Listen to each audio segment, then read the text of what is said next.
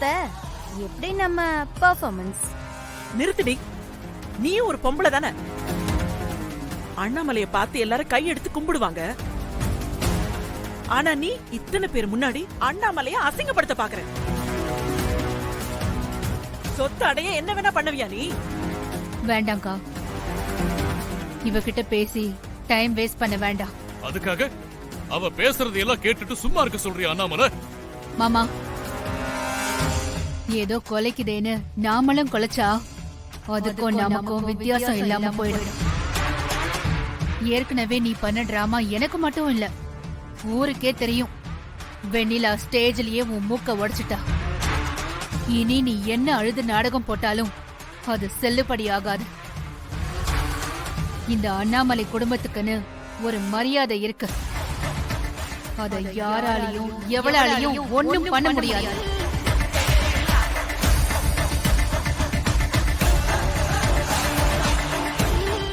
இப்ப கூட உனக்கு லாஸ்ட் வார்னிங் தரேன். ஒழுங்கா இங்க இருந்து போயிடு. அதான் உனக்கு நல்லது. என்ன அத்தை, பயப்படுறீங்களா? ஏய், உன்னை பார்த்து நாங்க எதுக்கு பயப்படணும்?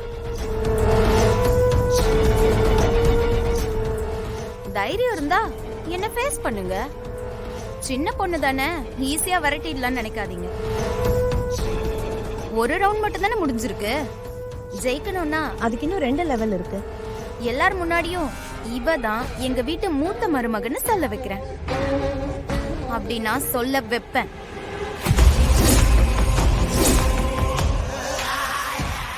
Will you see next round அத்தை? எவ்வளவு திமிரா பேசிட்டு போற பாத்தியா? என்ன இது, இவ இப்படி பேசிட்டு போறா அண்ணாமலை? இவ முதல்ல இங்க இருக்க கூடாது. இவள இந்த காம்பவுண்ட விட்டு வெளியே அனுப்பு. விடுங்கக்கா.